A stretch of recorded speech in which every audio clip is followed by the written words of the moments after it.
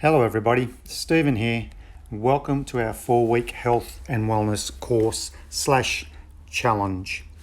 Once upon a time, in the early days, I used to call these weight loss challenges because, most people want to lose a bit of weight. I assure you, if you follow these guidelines, enjoy the process, then some fat loss will also take place. So we're going to base our challenge around the wellness wheel. So let's have a look at that now. So the wellness wheel is really just a simple way to illustrate how we want to keep balance in our lives. And at different stages of our lives, different components of the wheel will be a priority. For instance, when you're younger, it's probably all about social and physical. Through your maybe 30s and 40s, it becomes more about family, your finances and your occupation. So different stages of life, different areas are important to us. But at its core, it's about balance. So here we go, week 1. All right, heading there is physical. So we're looking at nutrition, what we eat, and some movement.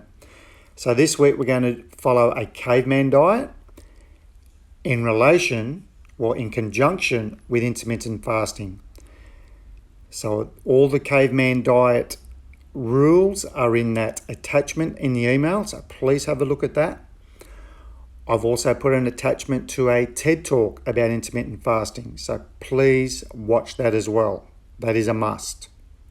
A simple way of looking at intermittent fasting, let's imagine our body fat is like a reserve petrol tank on your car, and our blood glucose is our main tank. When we get up in the morning and haven't eaten, our blood glucose is low.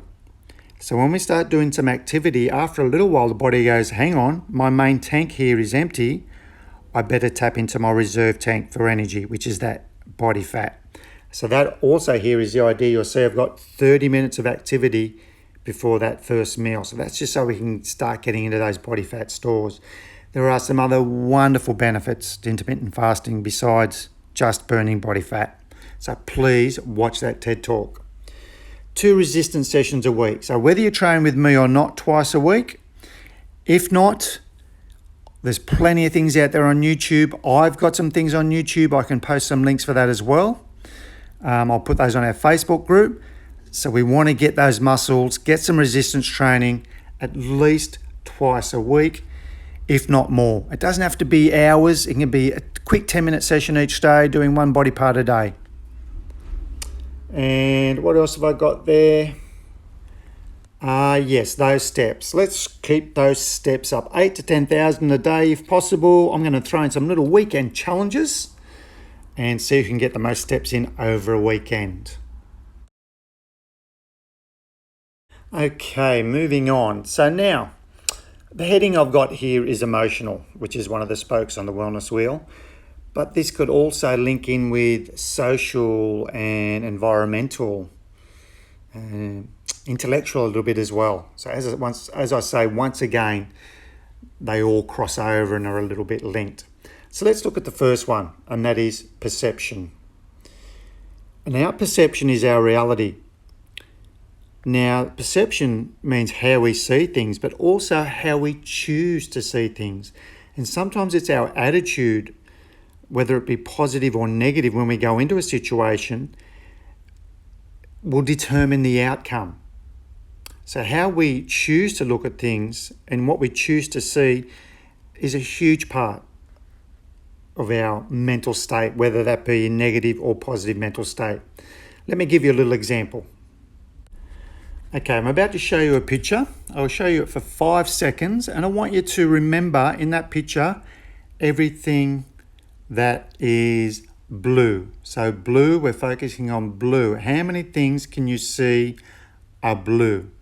Okay, I now want you to close your eyes and tell me everything in the picture that you can remember that was green. Can you remember anything green? Okay, let's open our eyes again and have a look. Now, if you focus on the blue, it's highly likely you didn't notice those green things, which are, there's the couple of boxes on top, and then in the shelves and the cubes on the side, and also the plant.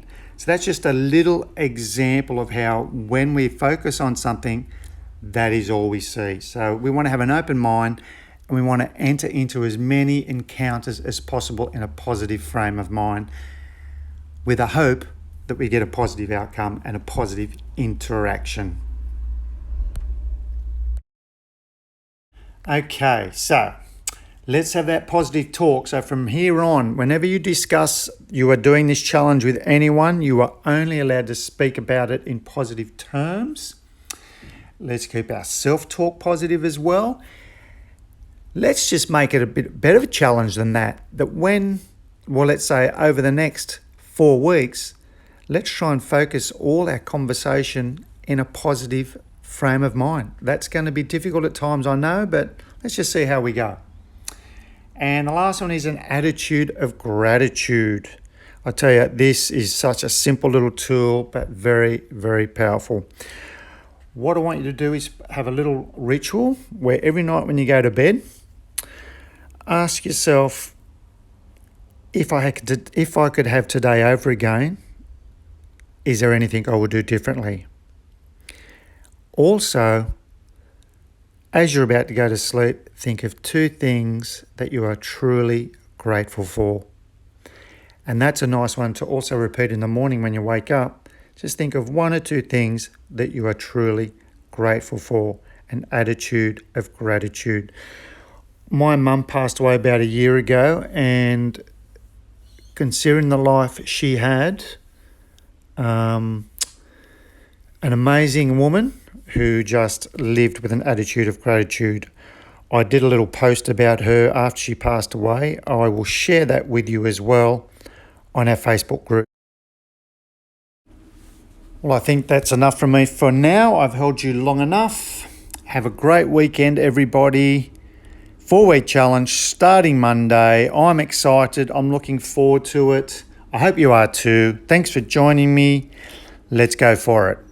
Cheers.